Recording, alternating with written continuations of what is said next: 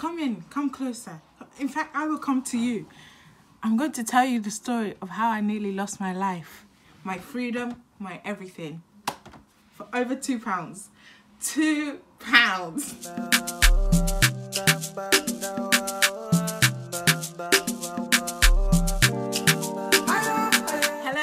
Welcome back to my channel.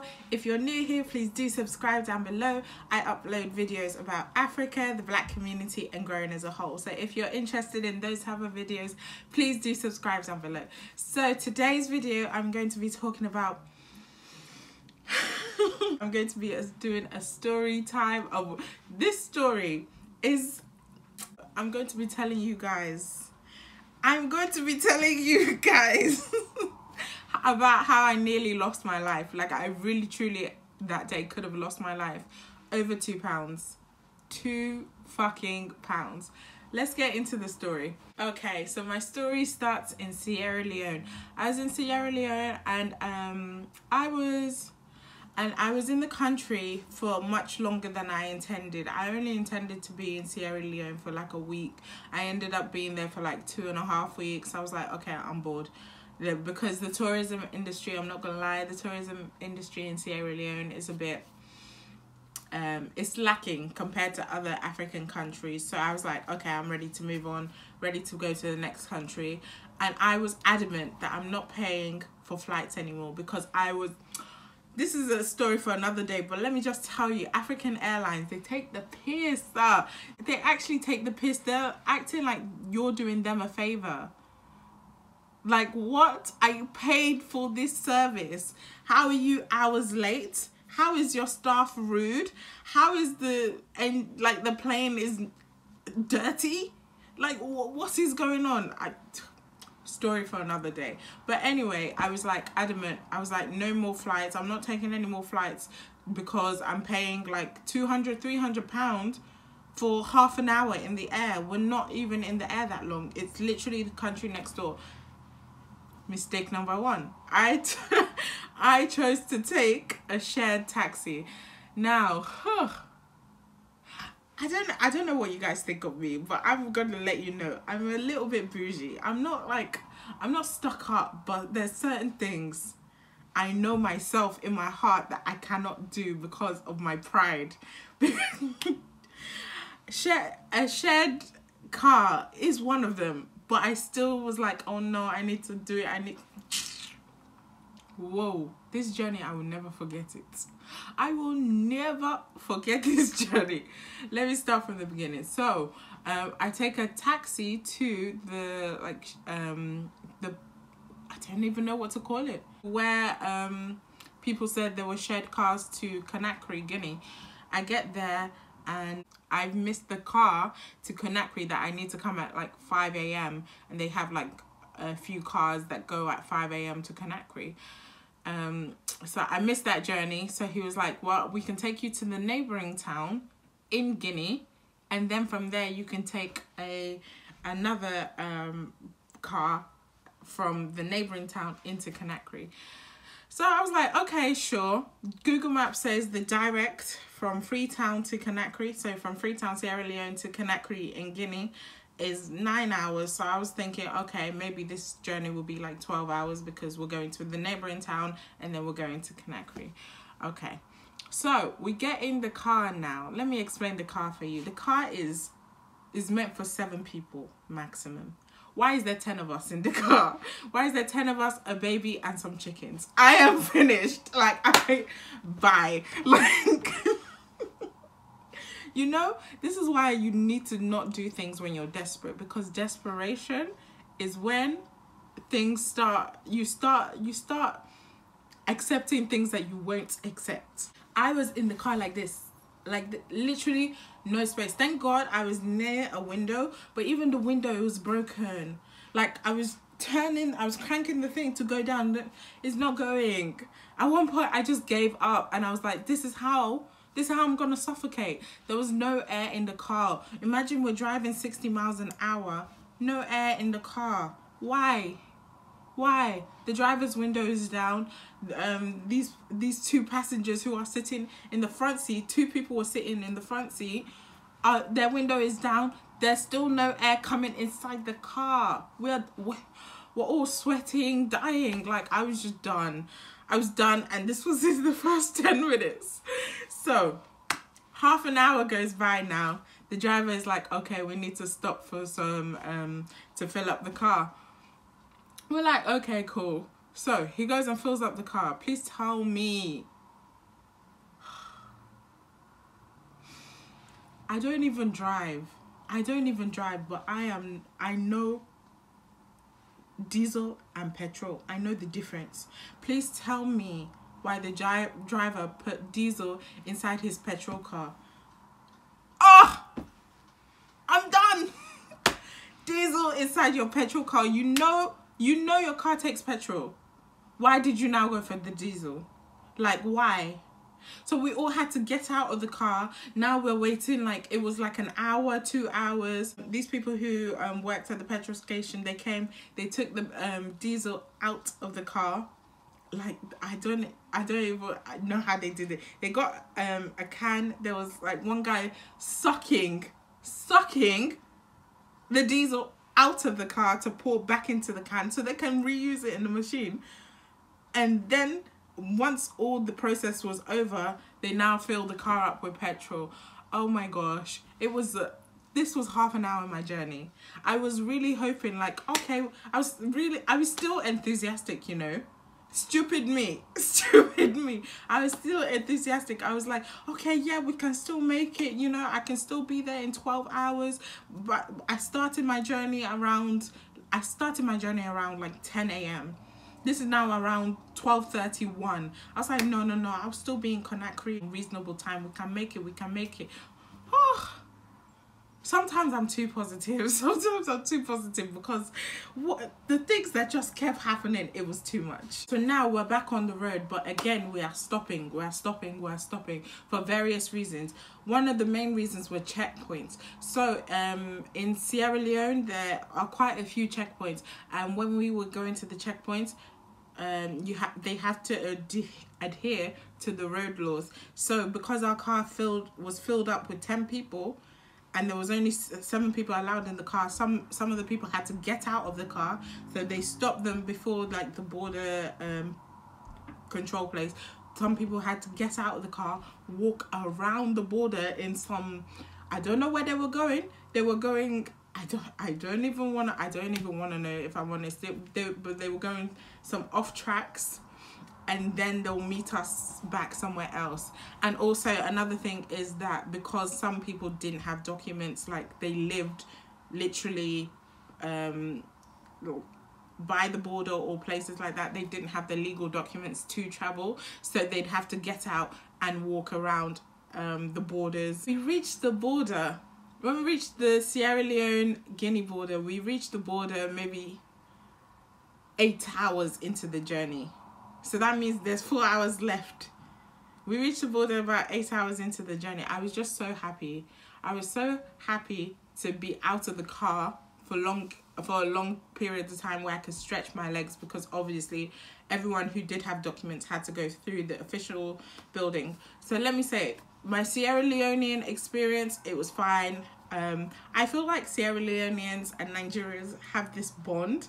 Ever since I learned about the history of Sierra Leone and things like that when I was in Sierra Leone, that I feel like they see us as like brothers and sisters. So I had no problem. Let me tell you, taking two steps into the Guinea border, Guinean police, Guinean border officials, corrupt beyond comprehension. I have never seen this much corruption. Like, nobody even cares. Nobody's trying to hide it anymore. And this is the government official building. The official building. No one's trying to hide anything. They'll take my passport. They'll look at it. They'll look back to front, Nigerian. Okay. They'll see I just came from Sierra Leone. They'll see next door, like the next glass to them, the Sierra Leone officer stamped my passport of exit, gave it back to me. They'll see all of this, and then they'll be like, 20,000, 30,000. They'll just make up numbers. They'll tell me to pay them whatever number they wanted, because I don't know, because they deserve it, basically, for doing a stamp like this. finished. Like, I had one guy do that to me, and then I had another guy who was like, who looked at my passport, and he was like, you don't have your yellow fever, which I don't know what happened to my yellow fever certificate, because I had it every other country. So I think I must have lost it on the way. So maybe in Sierra Leone or maybe in Gambia or somewhere, I misplaced my yellow fever certificate because I couldn't find it. So he was like, you don't have your yellow fever certificate, give me this much money. And like every time I'd be like, why? They'd be like, okay, and they'll take my passport, and then they'll just be like, you're not getting your passport back, you're not doing this, blah blah blah, because you don't have your certificate. I just thought, oh, I'm done. I am so done. These are the border officials. These are the government representatives, the first people when you cross the border that you see and you interact with from this country, from Guinea. And they're acting like this. I was just so done. So that happened to me 3 times. One because of my passport, one because of my yellow fever certificate, and one because of my luggage. Some guy just made up an excuse. He was like, your luggage is... I don't know what I can't remember what he said, but he said there's a problem with my luggage. There was nothing wrong with my luggage. But apparently it was a problem. It was obviously just an excuse for him to ask for money. I was just like, whatever, because obviously after 8 hours crammed in a car like this, I literally just wanted to be on the road again. I was like, just take the money, it's fine. So finally we get back inside the car, and I'm like, okay, yes, we're gonna be in the neighboring town very soon. I wasn't looking forward for this whole experience because I'm dehydrated, I am hungry, I'm tired, I'm irritated, I'm sweaty, I'm dirty, I'm hot, I'm everything, and I'm just done. I'm done for the day, like literally. So we get back into the car, and I kid you not, 2 minutes we were driving for, we're stopped again by, guess who? The border police. I said, I'm finished. How can all of you be border police? Like literally, we get out of the car, and I'm looking at this place, and I said to myself, how is this border police? When the official building, I can still see the official building. I can walk to the official building. Less than 5 minutes, we'll be in the official building again. And this is just a makeshift line. They just have a string, and they got police shirts on, and they're like, give us your passports. I said, what? I said, my God, this will never end. This will never end. I will be here forever. And you know, I've already made it. I've got my passport stamped saying date of entry into the country. I just thought, Adela, you can't turn back now. You just have to see this through. So I said, okay, let's see it through. Again, some people have run off into the bushes to go and take the other route. I should have followed them because they know what they're doing. Me, I didn't know what I was doing. I didn't know Guinea was a different type of country compared to Sierra Leone. Sierra Leone, I received nothing but love. In Guinea, whoa, it was different. Exploitation like never before. So we walk up to these two officers, and they ask for our passports. The girl that was with me, that was helping me, she gives her passport. She's got a Guinean passport. So they're like, okay. I give my own passport, and because my passport, it says Nigerian, I don't know, they must think I'm Dangote's daughter, because they now said I don't know how much they asked for, but it was the equivalent of about £2.50. And at this point, I just said no. Like, I don't know what came over me, but like, I think it was a mixture of exhaustion, just anger, frustration, dirt, feeling, just everything. I was enraged. I said no. You will not take another penny from me. Like, nobody is getting my money anymore. And I said that to him, and he said, okay. And he did the usual thing that they do. They take their passport and hide it. And he was like, you're not going past. You're not going through it until you give me this money. And then I can't remember what happened, but things just got heated. Things went back and forth. And then he said to me, you if you're not gonna give me the money, find your yellow fever certificate. And I was like, okay, I'll go and find it, because honestly I thought it was in my bag. I thought it was in my suitcase. So I was looking through my suitcase and I couldn't find it, and the driver and everyone else in the car just telling me, just pay the man, just pay the man. But I'm a person of principle. Yes, I just hate feeling exploited. I hate injustice. So I was like, why should I pay him? Why should me? The Nigerian in me, I had too much pride. I was like, me, I should give him my money for what? For what? Somebody tell me. Like, I was so angry. I don't even know. The me who went to Africa and traveled is a completely different me. She's too much. So I can't find my yellow fever certificate, and everyone is just getting frustrated with me. They're like, go on, give him the money, go on, get your passport, let's go. Like, we have a long way to go. So me too, I'm exhausted by the whole thing. So I'm like, okay, I'm gonna give him the amount he was asking for. So I had to suck up my pride. It was difficult. It was difficult. So I had to suck up my pride. And I'm walking back to him. And then I see my passport. So I wanted to say to him, okay, give me back my passport and I will give you the money. So I see my passport on the table. So I'm like, okay, so give me back my passport, and I'm reaching for it. And this is where things get fucked up. The man smacks my hand and then he pushes me, and then I fall to the floor. And I'm shocked because I was going to pay this man. But now, no, he's assaulted me. I cannot give him my money. I cannot. So I get up. I'm so angry. Like, a part of me wanted to fight. And then the other part was like, they're like, he's a police officer. You can't fight a police officer. So I'm like, okay, what can I do? What can I do that's within my rights? So he's shouting at me. He's like, don't you touch your passport. Blah, blah, blah, blah, blah. Give me the money. So I get out my phone. I'm like, okay, I'm going to record this nonsense and send it to the government, because like that would do anything in this kind of country. I didn't think of that, but I really thought there would be some kind of justice.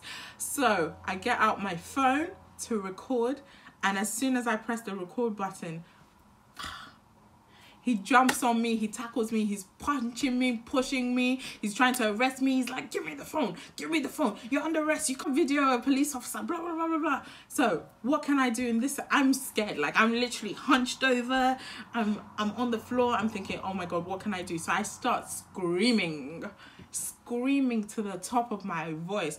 Before you know, all the villagers, all the local people, even the chickens, the goats came. They wanted to see what was going on. As soon as people started coming, that's when he got up. He started saying, I don't know what he was telling them, but they were all looking at me as if like I've done something wrong. Obviously, he was speaking in his native tongue. I don't speak French. I don't speak any native language of Guinea, so I didn't know what he was saying. I only speak English.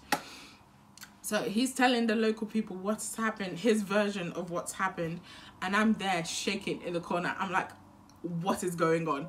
And then he was like to me, give me your phone, you're under arrest, give me your phone, you're under arrest. I say, hey, my Lord. I'm literally swaying like this. Hey, me, Jesus, what's going on? Like, I was so scared. I've never been this scared in my life, because I just, you know, when something hits you that this is it, this is where everything is finished for you. And I've been in a lot of crazy situations similar to this, some even crazier, and I've never felt this type of fear before. People start intervening, people start coming over, and I was very paranoid, because I was like, which officers can I believe? They're all just as corrupt as him, because when he was asking me for money, he was doing it in front of other officers, and nobody stepped in to say, hey, that's wrong, this, that. And then as soon as he assaults me, a lot of them are crowding around me. Some of them are saying, give me your phone. Some of them are talking to him. Some, like, I don't know what's going on. Everything is in different language. I'm getting people shouting at me in this ear in English. I'm getting people talking French over here. People doing this. It was all too much, okay? So officers are like, give me your phone. Give me your phone. You can't record police officers. Give me your phone, etc. So now, I don't know who he was. I think he was the chief of the police.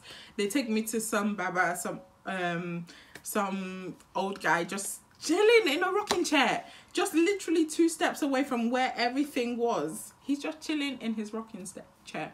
So they take me to him now, and he explains his situation. I'm trying to explain my situation, but obviously I'm speaking English. I don't speak the native language. So the girl that was helping me spoke French to him to try and explain the situation, but I don't even know if they spoke French in this part of the country. So she's telling him what my version of what happened. So the guy's like, okay, give me your phone.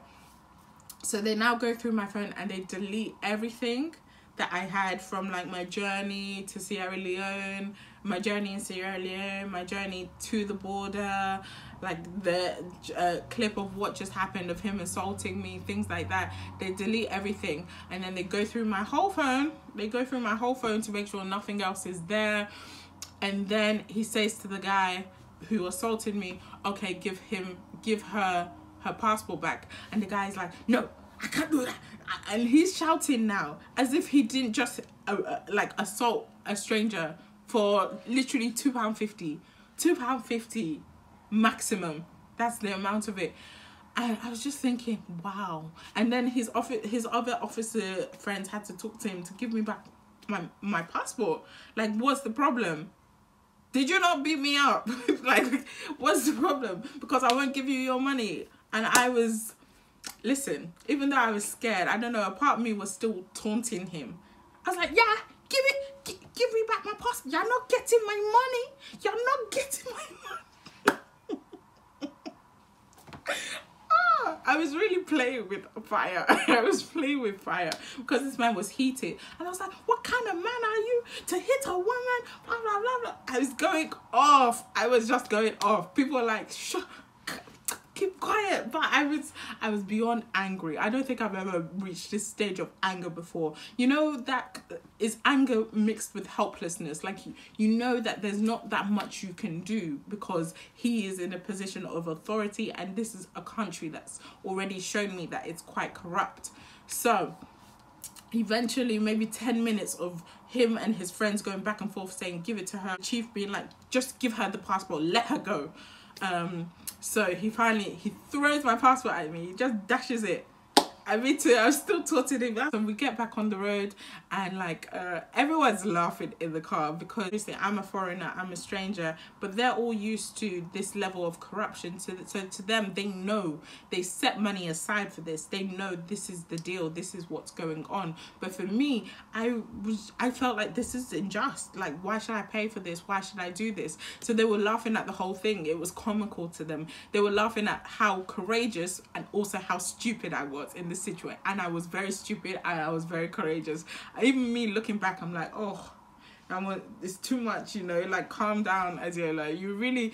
Things really could have gone shit for me, because what if the chief didn't accept my side of the story? What if they didn't see me as like a damsel in distress and like but a nuisance, or like a threat? You know, things could have gotten way worse. Things could have gone way worse. So I'm thankful for getting out of that situation alive. But once back in the car, everyone just told me, listen, we're in Guinea now.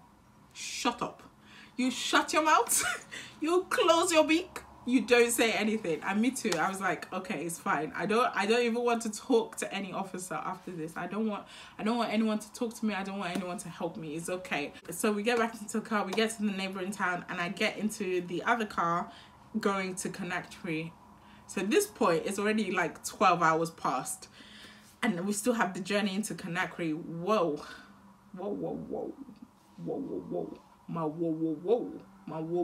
Good Jesus. When I tell you, this journey into Conakry was even worse. Sierra Leone, Freetown to the border, the roads were nice and smooth. You know, even though we were squished in this car, we had to stop a lot at border patrol, border stops, the road was smooth. This one now, I'll never forget it. I felt like I was in like a what are they called? Low riders, high riders. You know, the cars that just be bouncing like this in the 80s. Literally, I remember one time we got out of the car to take a break, or I don't know why we got out of the car, but we got out of the car and literally my head was doing like this. You know when you've been on a ferry and a boat for a long time and you get motion sick? That's how I felt. The roads were so bad in Conakry. Like the journey to Conakry, the roads were so bad. They were, terrible.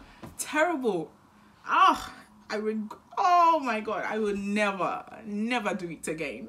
Never in my life. Even if someone paid me, I won't do it again. So we got into Conakry maybe like 5 hours or so. After 5 or 6 hours we've been driving, we finally reached Conakry. When we finally reached Conakry, I literally get out to stretch my legs, close my eyes, open my eyes, everyone gone, scattered. And the driver was like to me, okay, bye. I said to myself, my God, my Jesus. It's like 4 a.m. I don't know where I am. I don't speak French. I'm just in some random place. Like I didn't know what was going on. I just had my big suitcase. I was just looking around. I said, my God, what am I gonna do? So I convinced the driver. I had to nearly beg him to take me to my hotel, because legally he can't drive past the drop-off point in Conakry. I don't know why, but he was saying like his car can't go past this point. And so yeah, he speeds me to my hotel, and I was so thankful that the whole day was over. As soon as I got to my hotel, I took the longest shower I've ever had, ate and just slept. Like I was done for the day, exhausted. The journey was supposed to take 9 hours. Google Maps said. Why did it take me like 14-15 hours? I was finished. The day was just too much for me. I was done. I will never forget this journey, and I will never do it again. To think that I could have nearly lost my life, my freedom, everything over £2.50 is too much for me. So if you'd like to know how my time in Conakry, Guinea went, or my time in Sierra Leone, please do check out my Instagram, Young African Voice. I have some stories, Instagram stories, and some posts that I made of the country. I unfortunately lost the footage for the vlogs and things like that, but please do check the stories out. Thank you for watching my video. I hope you liked it. I hope you laughed along with me and enjoyed my stupidity, my stupid moments in life. So if you did, please like, share, subscribe, and all that good stuff, and I shall see you in the next one. Bye.